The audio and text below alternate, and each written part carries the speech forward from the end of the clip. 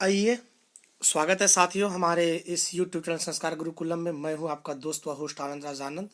और आज आपके हम बीच लेके आए हुए हैं कुछ क्वेश्चंस जो कि सीटेट की प्रीवियस ईयर क्वेश्चन है, और आपके बीच हम 2021 का सेट को लेके आए हुए हैं और कोशिश करेंगे कि इसमें सारे पैडागॉजिक क्वेश्चंस को अच्छे से समझाया जाए। और साथियों, ये वीडियोस जो है उनके लिए बहुत फायदेमंद होगी जो कि अभी फ़िलहाल एग्ज़ाम देने को जाएंगे, है ना। ये मतलब कि अंतिम समय में आपके अंदर में अच्छे संप्रत्यय और अच्छी कंसेप्ट, अच्छी अवधारणाओं का विकास करेगी, और इस हेतु जो है इस चीज़ को हम आपके बीच लाए हुए हैं। जय गुरुदेव। तो साथियों, आइए समय को बर्बाद ना करते हुए चलते हम लोग अपने निर्माणवाद की ओर। साथियों, अगर हमारे इस चैनल में आप नए हैं तो चैनल का आप सब्सक्राइब जरूर कीजिएगा, ताकि जहां तक होगी हमारी मदद वो आपके तक हम पहुंचा पाएंगे। तो आइए साथियों, क्वेश्चन बाइलिंगुअल है और हम लोग इन चीज़ों को सॉल्व करते चलते हैं और सभी ऑप्शंस को अच्छे से डील करते जाएंगे। साथ में साथियों, एक बात आपसे डील करना चाहते हैं कि आप टैग वर्ड्स को जरूर लिखेंगे, और परीक्षा के हॉल में जाने से पहले एक दिन पहले आप सारे टैग वर्ड्स को एक बार देख लीजिएगा सरसरी निगाह से। तो आप एग्जाम में बहुत सारे क्वेश्चन आप ऐसे भी बिना सारे ऑप्शन को पढ़े टिक कर सकते हैं। तो आइए, मेरा मूल मूल जो मेन मोटो रहेगा, मेन एम रहेगा कि आपके तक अपने कंसेप्ट को पहुंचाना। तो आइए साथियों, आते हैं क्वेश्चन की ओर। और आपके स्क्रीन पर एक क्वेश्चन है, और वो क्वेश्चन नंबर 1 है कि एक खेल क्रिया के दौरान चोट लगने पर रोहन रोने लगता है, और यह देखकर उसके पिता ने कहा, लड़कियों की तरह व्यवहार ना करो, लड़के रोते नहीं हैं। पिता का यह कथन जो है वो क्या दिखाता है? तो वो दिखाता है जेंडर स्टीरियोटाइप्स, है ना। तो याद रखिएगा, ये जेंडर स्टीरियोटाइप क्या है। तो अगर साथियों हमारे यूट्यूब चैनल के वीडियोस को नहीं देखे हैं जिसमें हमने लेक्चर्स की बात करी है, तो आप देख सकते हैं, और इसकी आंसर 1 नंबर चली जाएगी। याद रखिएगा, जेंडर रूढ़िबद्धता, जेंडर स्टीरियोटाइप क्या है? जहाँ पे भेदभाव वाली बात करी जाती है, जहाँ पे लड़कियाँ लड़कों से कमजोर होती है, लड़के बुड़बक होती है, लड़का होशियार होता है, लड़कियों को गणित नहीं आती, इस तरह की जो भेदभाव वाली जो बातें होती है, इसको हम लोग जेंडर स्टीरियोटाइप कहते हैं, और इसको हिंदी में लिंग रूढ़िवादिता कहते हैं। तो साथियों समझ गए यहाँ पे। तो खेल में चोट लगने के बाद जो उसको क्या कहा जाता है कि लड़कियों की तरह व्यवहार मत करो, लड़के रोते नहीं हैं। तो ये दिखाता है क्या चीज? तो जेंडर स्टीरियोटाइप दिखाता है साथियों, है ना। तो एक का आंसर 1 नंबर चला गया। आइए क्वेश्चन नंबर 2 की ओर चलते हैं, और क्वेश्चन नंबर 2 क्या कहता है? कहता है, एक प्रगतिशील कक्षा में, in a progressive classroom, a teacher should follow fixed curriculum. देखिए, हम कभी भी बच्चों को फिक्स्ड क्यूरिकुलम नहीं देंगे, मतलब कि अध्यापक को अटल पाठ्यक्रम का पालन करना चाहिए, ये गलत बात है। फिर कहता है कि विद्यार्थियों में प्रतिस्पर्धा पर बल देना चाहिए। देखिए ध्यान दीजिएगा, ये निगेटिव टैग वर्ड्स है ना, ये निगेटिव टैग वर्ड्स है, और ये निगेटिव टैग वर्ड्स होने की वजह से ये हमारा गलत चला जाएगा। कंपटीशन पे ज्यादा फोकस हम बच्चों को नहीं करेंगे। तीसरी नंबर कहता है कि ज्ञान की संरचना के लिए प्रचुर मौके प्रदान करेंगे। Yes, we should have to provide the ample of opportunities. ये पॉजिटिव वर्ड्स हैं, पॉजिटिव टैग वर्ड्स है, याद रखिएगा। और इसी की वजह से इसका आंसर जो है 3 नंबर चला जाएगा। कहता है ज्ञान की संरचना के लिए बच्चों में हम प्रचुर मौका का प्रदान करेंगे, बहुत ज्यादा अवसर देंगे बच्चों को। तो 2 का आंसर साथियों 3 नंबर चला जाएगा। क्लियर है यहाँ पे? आइए क्वेश्चन नंबर चलते हैं हम लोग 2 नंबर के बाद 3 नंबर क्वेश्चन। और 3 नंबर कहता है, एक गतिविधि के दौरान छात्रों को संघर्ष करते देख एक अध्यापिका बच्चों को संकेत और इशारे जैसे क्यों, कैसे प्रदान करने का फैसला लेती है, और लेव वैगस्की के सिद्धांत के अनुसार अध्यापिका की यह योजना है। अगर हमारे से साथियों ने, अगर आप वैगत्स्की, कोहलबर्ग और पियाजे की थ्योरी नहीं देखी, इससे 5 क्वेश्चन हर एक बार सीडीपी में पूछी जाती है। साथियों, अगर इसकी थ्योरी नहीं देखे हैं तो आप वहां से हमारे सीडीपी की जो जाकर के प्लेलिस्ट है वहां से आप देख सकते हैं। वैसे अभी समय कम है, लेकिन जानने की कोशिश कीजिएगा इसको क्या कहते हैं। तो इसको सहारा देना कहते हैं, पाड़ कहते हैं इसको देने के लिए, इसका फोल्डिंग कहते हैं। जब भी टीचर या किसी कुशल मार्गदर्शकों के द्वारा, है ना, MKO मोर नॉलेजेबल अदर्स के द्वारा जो कोई सपोर्ट करी जाती है, उसको हम लोग करते हैं इसका फोल्डिंग, सहारा देना, या फिर कहते हैं आधारभूत संरचना के लिए पाड़ का प्रयोग करना। तो 3 का आंसर साथियों 2 चला गया। क्लियर है यहाँ पे? अब आते हैं और नेक्स्ट क्वेश्चन की ओर चलते हैं साथियों। नेक्स्ट क्वेश्चन आपके स्क्रीन पर है, और वो क्वेश्चन है क्वेश्चन नंबर 4। तो क्वेश्चन नंबर 4 कहता है कि बच्चों के समाजीकरण के संदर्भ में निम्नलिखित में से कौन सा कथन सही है ना, कौन सा कथन सही है। समाजीकरण के संदर्भ में in perspective of socialisation, in context of socialisation, यहाँ पे देखिएगा ध्यान से, socialisation in context of socialisation की बात कर रहा है। कहता है कि school is a secondary socialisation agent and family is a primary socialisation agent. Yes, आपको पढ़ाई भी है, आप जानिएगा। विद्यालय को जो है ये द्वितीय कारक कहते हैं और परिवार को सामाजिककरण का प्रथम कारक कहते हैं। देखिए, प्रथम कारक वो होता है जो बच्चे अपने घर, अपने भाई बहन से जो ज्ञान प्राप्त करता है वो उसका क्या कहलाता है, तो वो कहलाता है प्राथमिक कारक, क्योंकि सबसे पहले बच्चों के पास विद्यालय नहीं होता है बल्कि उनके पास माता पिता व भाई बहन होते हैं। इसीलिए जो है सोशलाइजेशन का फर्स्ट एजेंट उनका क्या होता है, उनका फैमिली होता है। वहीं दूसरा जो होता है वो क्या होता है, विद्यालय होता है। एक बात और यहाँ पे हम बोल देना चाहते हैं, जो परिवार में जो नॉलेज गेन करी जाती है उसको अनौपचारिक शिक्षा कहते हैं। वही विद्यार्थी जब विद्यालय से प्राप्त शिक्षा करता है तो उसको औपचारिक शिक्षा कहते हैं। तो एक साथ में और भी क्वेश्चन आपसे बनेंगे, तो 4 नंबर का आंसर जो साथियों होगा वो 1 नंबर चला जाएगा। क्लियर यहाँ पे।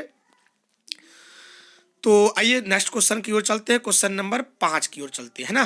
तो क्वेश्चन नंबर 5 कहता है कि बहुबुद्धि का सिद्धांत जोर देता है। गार्डनर की जो बहुबुद्धि का सिद्धांत है वो किस पे जोर देता है, इस पे ये क्वेश्चन है। तो कहता है बुद्धि लब्धि केवल वस्तुनिष्ठ परीक्षाओं द्वारा ही मापी जाती है, जो कि बिल्कुल गलत है। क्योंकि गार्डनर साहब जो है बहुबुद्धि सिद्धांत के अंतर्गत बात करते हैं और उसकी जो आकलन होनी चाहिए वो अलग अलग प्रकार से होनी चाहिए, है ना, जिससे कि बच्चों का समग्र विकास को आकलन करी जाए। तो यहाँ पे केवल वस्तुनिष्ठ परीक्षण नहीं होगा यहाँ पे, है ना, केवल बहुत सारे उसका परीक्षण द्वारा हम उसका चेक कर सकते हैं। 2 नंबर कहता है कि एक आयाम में बुद्धिमत्ता अन्य सभी आयामों में बुद्धिमत्ता निर्धारित करती है। इंटेलिजेंस इन वन डोमेन, बिल्कुल नहीं, intelligence is not in a single domain, है ना, अकॉर्डिंग टू गार्डनर्स। गार्डनर के अनुसार इंटेलिजेंस जो है एक डोमेन में नहीं होती है, एक परिक्षेत्र में नहीं होती है, उनके अन्यत्र परिक्षेत्र है। इसी की वजह से उसका नाम पड़ा है बहुबुद्धि का सिद्धांत। 2 नंबर भी नहीं होगी। 3 नंबर कहता है कि there are several forms of intelligences. Yes, हमारे गार्डनर साहब कहते हैं बुद्धि के अनंत तरीके हैं, है ना, बुद्धि की विभिन्न दशाएं होती है। बिल्कुल बात सही कहते हैं। तो 5 का आंसर साथियों 3 नंबर चला जाएगा। क्लियर यहाँ पे। आइए क्वेश्चन नंबर चलते हैं 6 नंबर।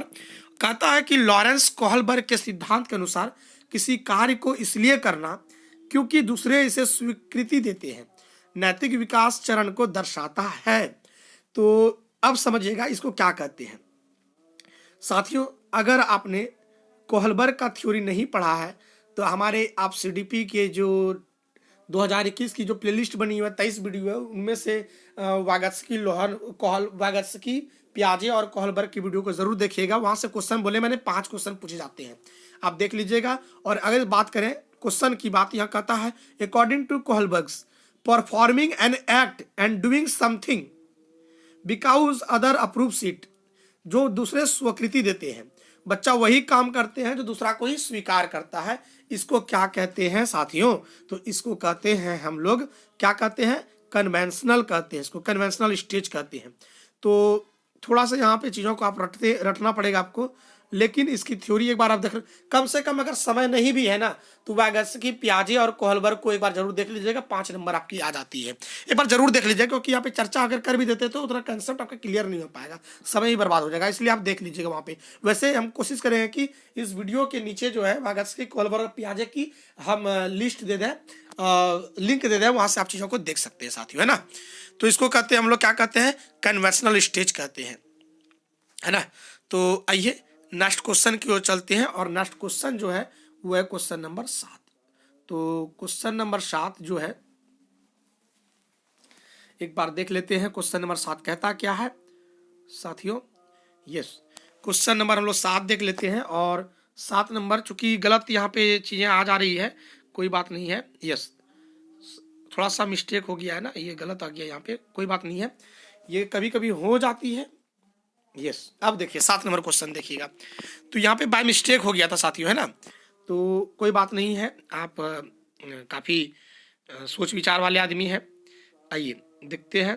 और ये क्वेश्चन 7 नंबर कहता है कि लेव वागत्स्की का सामाजिक सांस्कृतिक, है ना, लेव वागत्स्की का जो socio cultural perspective of learning emphasises importance of, है ना, ये किस पे इम्पोर्टेंस देती है?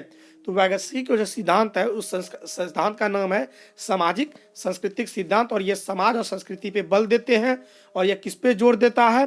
तो हम कहेंगे साथियों, हमारे पियाजे साहब जो बल देते हैं वो कल्चरल टूल्स पर देते हैं, मतलब कि संस्कृति पर देते हैं। तो इसकी आंसर 7 का आंसर जो है वो 1 नंबर चला जाएगा। क्लियर है यहाँ पे? और चलिए, और 7 के बाद चलते साथियों, ध्यान दीजिएगा 8 नंबर की ओर आते हैं। और 8 नंबर क्वेश्चन कहता है कि जीन पियाजे अपने संज्ञानात्मक विकास के सिद्धांत में संज्ञानात्मक संरचनाओं को डैश के रूप में वर्णित करते हैं, है ना, डैश के रूप में वर्णित करते हैं। तो ध्यान दीजिएगा, in his theory of cognitive development Jean पियाजे explains cognitive structure in terms of psychological tools. बिल्कुल नहीं, साइकोलॉजिकल टूल्स के बारे में हमारी ये साहब बात नहीं करते हैं। कहता है SR theory, stimulus response theory, ये भी जो है हमारे जो पियाजे साहब ये बात नहीं करते हैं। जॉन ऑफ पॉसिबल डेवलपमेंट, ये तो वागत्स्की बात करते हैं। वही इसका आंसर चला जाएगा स्कीमा। मैं बता दूं साथियों, मनोवैज्ञानिक उपकरणों की अगर बात करते हैं तो अभी वर्तमान में हमारी जेम्स मार्सिया है जो कि बात करती हैं। साथ ही साथ हमारे पास अल्बर्ट बंडूरा साहब हैं, वो बात करते हैं। उद्दीपक अनुक्रिया संबंध का सिद्धांत जो है हमारे स्किनर साहब कहीं ना कहीं इसको बहुत आगे बढ़ाते हैं। फिर विकास का संपस्त क्षेत्र जो है हमारे वागत्स्की देते हैं, लेकिन स्कीमा या मनोबंध का जो संबंध है वो हमारे जीन पियाजे के अनुसार से है। तो इसकी आंसर 4 नंबर चली जाती है। तो आइए नेक्स्ट क्वेश्चन चलते हैं। 9 नंबर कहता है pre operational stage in Jean Piaget's theory of cognitive development characterises. Jean पियाजे के संज्ञानात्मक विकास के सिद्धांत में पूर्व संक्रियात्मक अवस्था में विकास का मुख्य गुण क्या होता है? विकास का यहाँ पे मुख्य गुण की बात कर रहा है। तो चूंकि यहाँ पे स्टेज जो बोली जा रही है, स्टेज में याद रखिएगा पूर्व संक्रियात्मक, जहां पे संक्रिया से पूर्व की बात करी जा रही है। तो 1 नंबर कहता है अमूर्त सोच का विकास। ये तो एब्स्ट्रैक्ट थिंकिंग कर रहा है बच्चा, तो इसका मतलब तो ये तो हमारा कहाँ चला जाएगा? तो ये हमारा फॉर्मल स्टेज में चला आएगा, इसीलिए 1 तो नहीं होगा। दूसरा नंबर कहता है विचार सोच में केंद्रीकरण, कंसंट्रेशन इन थॉट्स। यस, पूर्व संक्रियात्मक बच्चे जो होते हैं वो विचार सोच में केंद्रीकरण करते हैं। ठीक है, और ये बात आपको साथियों समझ में आ गई होगी। हमने यहाँ पे सभी ऑप्शन की चर्चा करी है, कहाँ पे? थ्योरी पे। आप जाके थ्योरी को देख लीजिएगा। ठीक है, तो इसकी आंसर जो है वो 2 नंबर चला जाएगा। आइए क्वेश्चन नंबर 10 की ओर चलते हैं। और 10 नंबर क्वेश्चन कहता है विकास के संदर्भ में निम्नलिखित में से कौन सा कथन सही है ना, कौन सा कथन सही है? तो इसको देखते हैं। विकास की दर सभी संस्कृतियों में सभी के लिए समान होती है। ध्यान दीजिएगा, कहता विकास के संदर्भ में निम्न में से कौन सा कथन सही है? तो विकास की दर सभी संस्कृतियों में सभी के लिए समान होती है, नहीं, ये गलत है। कहता विकास केवल विद्यालय में होने वाले अधिगम से ही होता है, केवल विद्यालय से ज्ञान नहीं होती है, सब कुछ विद्यालय नहीं होता है। कहता है विकास केवल बाल्यावस्था के दौरान ही होती है, ये केवल के कारण से ये दो गलत हो गया, है ना। और विकास बहुआयामी होता है, development is multi dimensional. Yes, it is right. तो साथियों आइए 10 के बाद क्वेश्चन नंबर 11 चलते हैं। कहता है जन्म से किशोरावस्था तक बच्चों में विकास किस क्रम में होता है? जन्म से किशोरावस्था तक, याद रखिएगा, जन्म से किशोरावस्था तक के बच्चों में विकास किस क्रम में होता है? तो कहता है कि सेंसरी। यस, पहला तो बच्चों में सेंसरी ही होती है, फिर बच्चों में मूर्त ही होती है, और फिर अमूर्त ही होती है। इसका यही चला जाएगा साथियों आंसर 1 नंबर। ध्यान दीजिएगा, 1 नंबर चला जाएगा। क्लियर है? क्यों? क्योंकि सबसे पहले सेंसरी मोटर स्किल्स को डेवलप करते हैं, मतलब सेंस अपने ज्ञान इंद्रियों के कारण से ज्ञान को सीखते हैं। फिर बच्चों के पार्थ जो वस्तुएं होती है उनके इन्वायरमेंट में, उसके परिवेश में, उन मूर्त वस्तुओं के आधार पर वो चीज़ों को सीखते हैं, और फिर जाकर के एब्स्ट्रैक्ट थिंकिंग उनके अंदर में हो पाती है। इसलिए इसका आंसर जो है 1 नंबर ही चला जाएगा। आइए क्वेश्चन नंबर 12 की ओर चलते हैं। और 12 नंबर क्वेश्चन क्या कहता है, इसको ध्यान से सुनते हैं। कहता है एक प्रगतिशील कक्षा में व्यक्तिगत विभिन्नताओं को किस प्रकार देखा जाना चाहिए? Individual differences in progressive classroom should be treated as.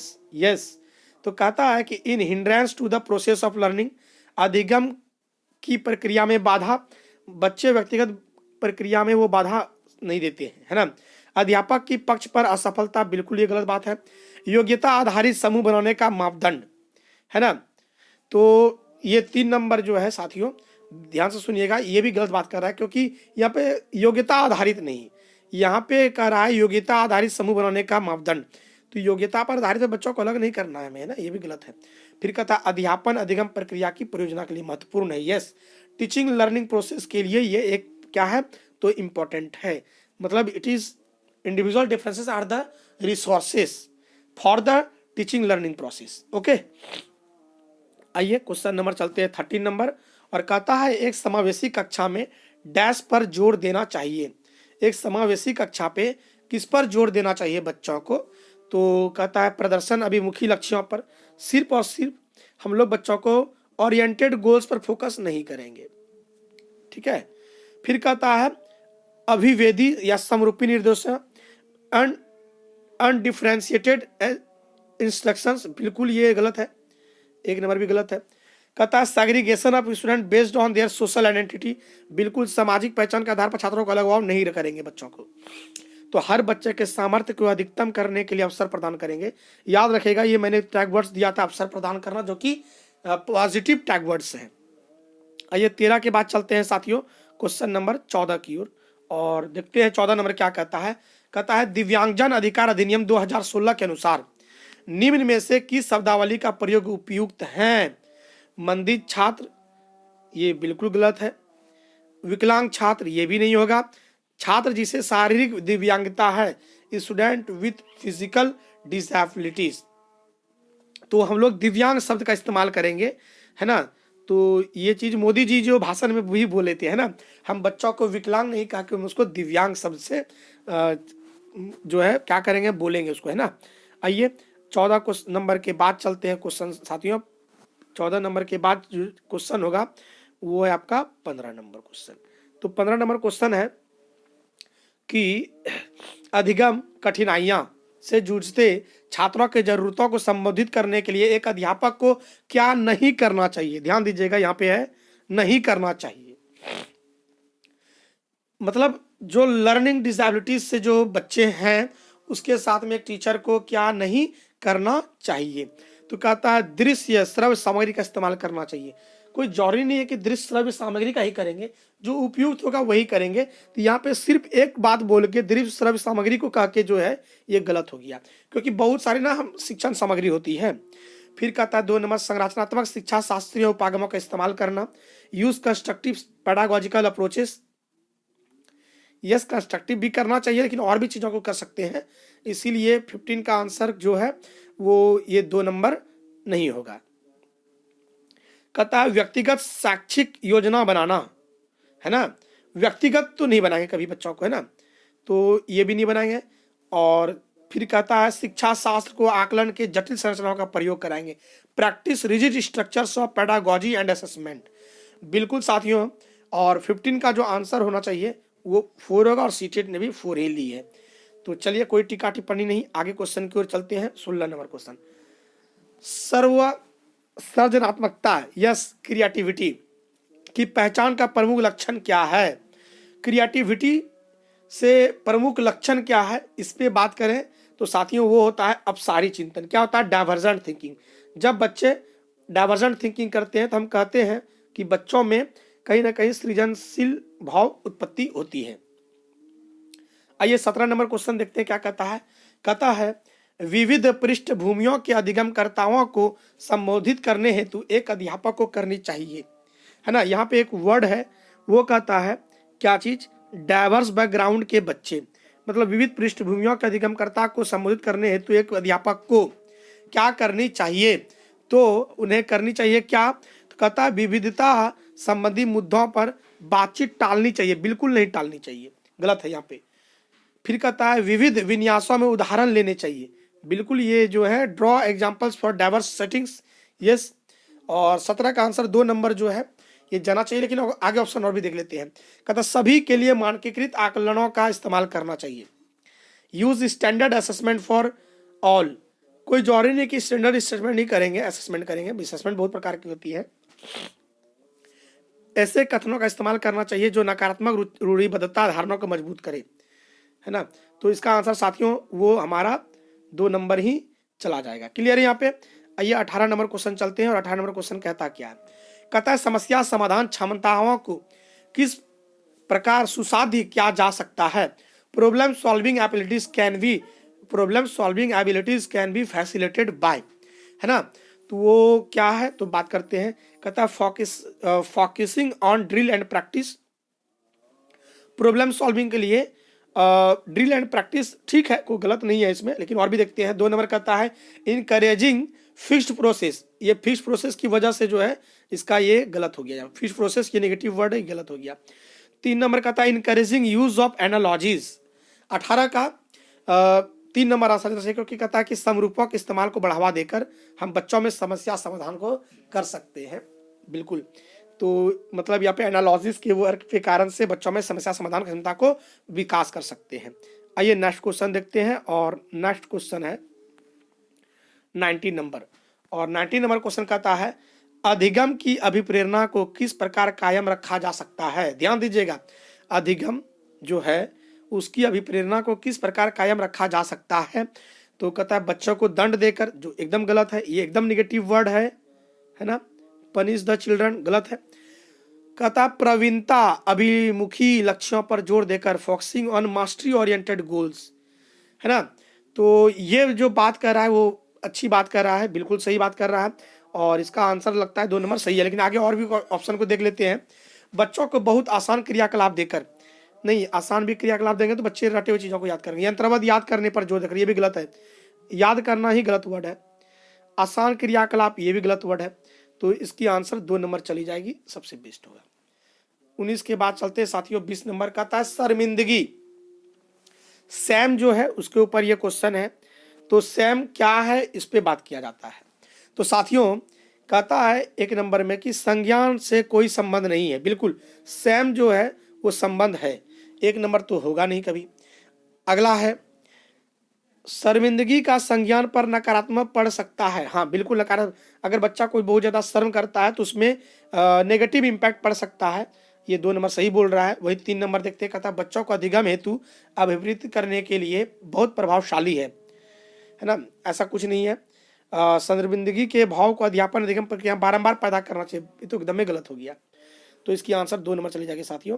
आइए क्वेश्चन नंबर 21 की ओर चलते हैं, और 21 नंबर क्वेश्चन कहता है निम्न में से अध्यापन अधिगम का सबसे प्रभावशाली माध्यम कौन सा है। Which one of the following is most effective model of teaching learning.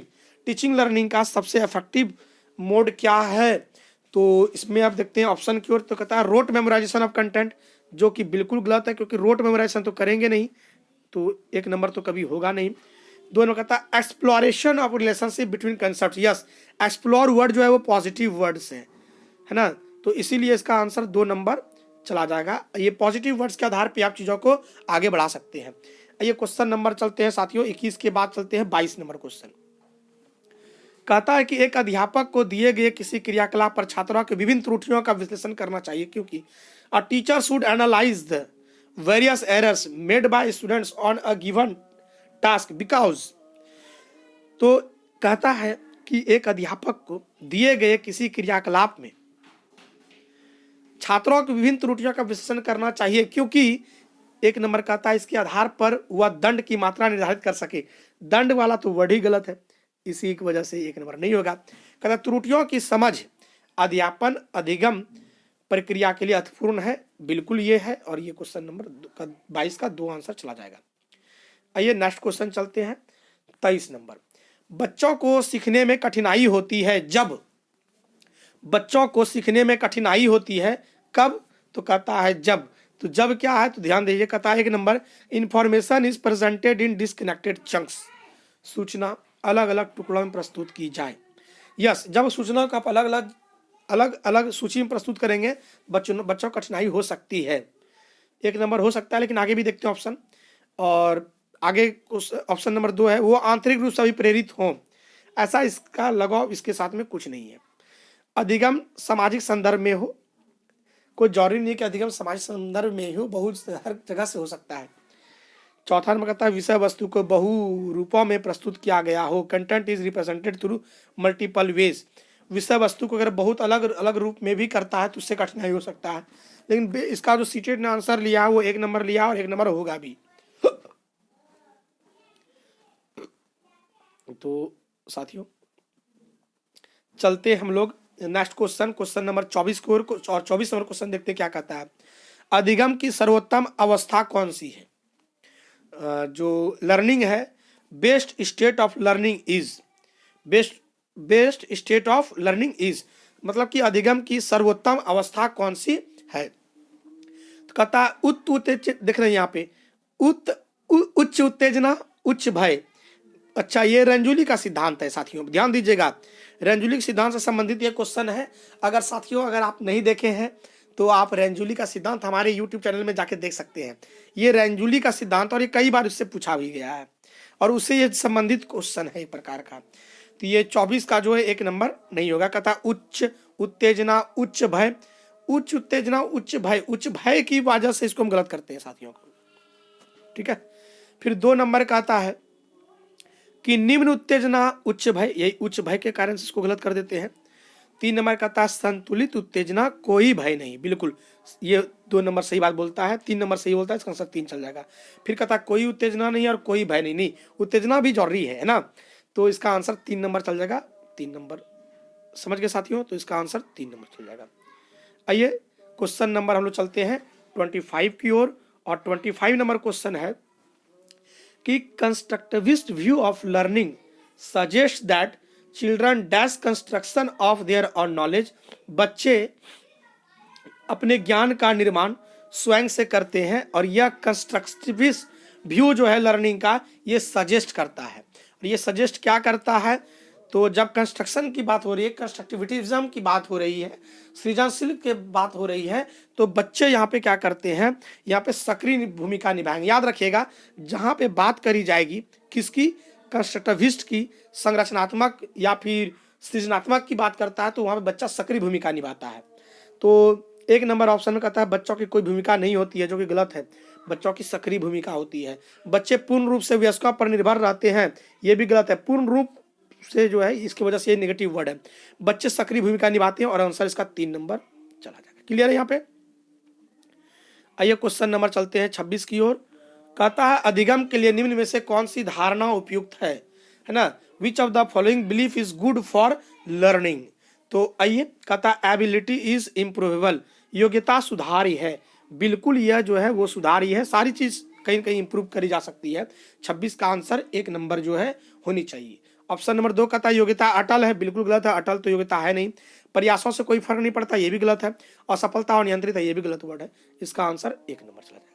26 के बाद साथियों चलते हैं 27 नंबर क्वेश्चन, और 27 नंबर क्वेश्चन जो है वो कहता है कि निम्न में से कौन सी परिपाटी कंसेप्चुअल अंडरस्टैंडिंग, यस साथियों, कंसेप्चुअल अंडरस्टैंडिंग, प्रोसीड्यूरल अंडरस्टैंडिंग और रिलेशनल अंडरस्टैंडिंग, ये सारी चीजें हमने बात करी है मैथ्स पेडागोजी में। वैसे इंग्लिश पेडागोजी, किसी पेडागोजी पूछी जाती है, लेकिन मैंने इस टॉपिक को सर्च किया था।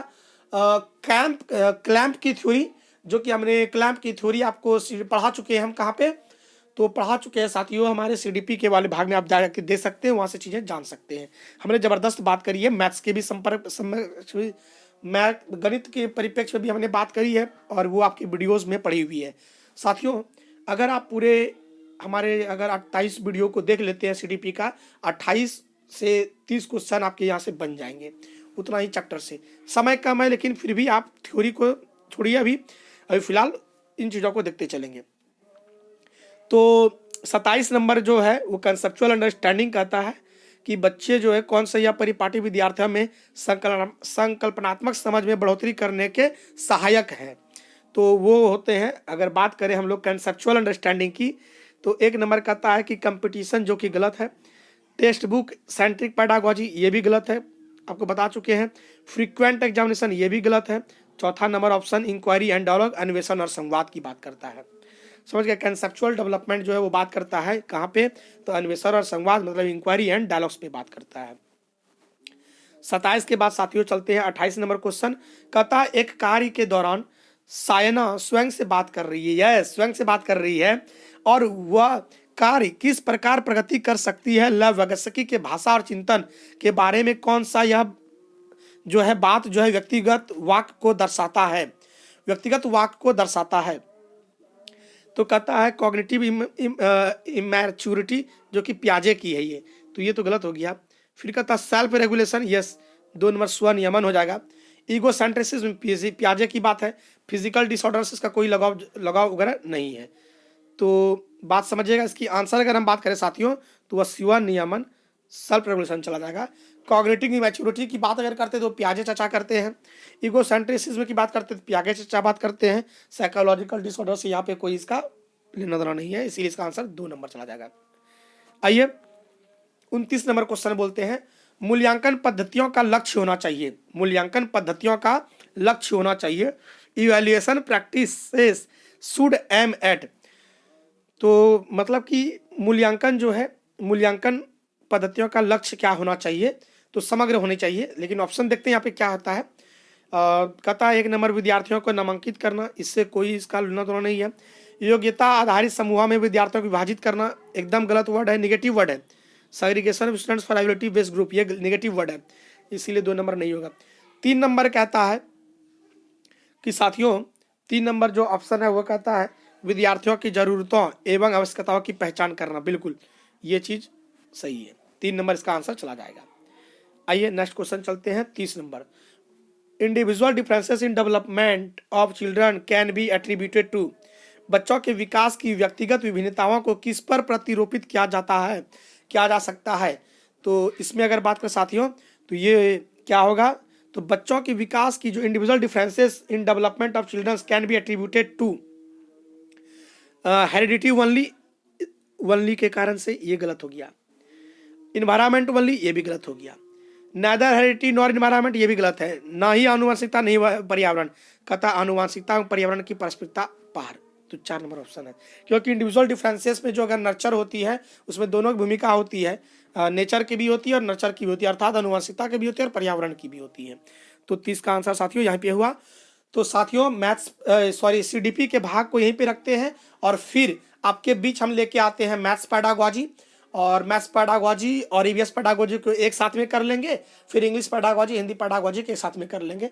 तो साथियों चलिए, अगर हमारे चैनल में आप साथियों नए हैं तो हमारे चैनल को आप स्वीकार कीजिएगा, सब्सक्राइब कीजिएगा और बेल आइकन को क्लिक कर लीजिएगा ताकि हमारी नोटिफिकेशन आपके तक पहुंचे। और साथियों ध्यान रखिएगा, हम ऐसा आशा करते हैं कि आज कल जो आप एग्जाम देंगे सुबह, इससे देखिएगा इस तर्क से बहुत सारे क्वेश्चन आपसे मिलेंगे और मोटा मोटी जो है 28 नंबर तक क्वेश्चन आपको मिल सकता है। और देखिएगा चीज़ें क्या होती है, इतना भी नहीं ज़्यादा बोलेंगे क्योंकि अब जब एग्जाम दे के आइएगा तो हमको अगर अच्छा होगा तो आप हमको थैंक यू कीजिएगा। ठीक है साथियों, तो चलिए हम लोग मिलते हैं अगले एपिसोड पर और वहाँ बात करेंगे मैथ्स पेडागॉजी और EVS पेडागॉजी पर। तो चलिए साथियों, जय हिंद, जय भारत, जय गुरुदेव। साथियों एक बात और बोलना चाहते हैं कि अगर आप हमारे चैनल पे नए हैं तो सब्सक्राइब तो कीजिएगा ही, लेकिन समय मिले तो जीन पियाजे, कोहलबर्ग और वैगस्की का आप वीडियोस जरूर देख लीजिएगा, शायद एग्जाम में आपको बहुत सॉल्व करने के बहुत सारे अवसर देंगे। तो चलिए साथियों, जय हिंद, जय भारत, जय गुरुदेव।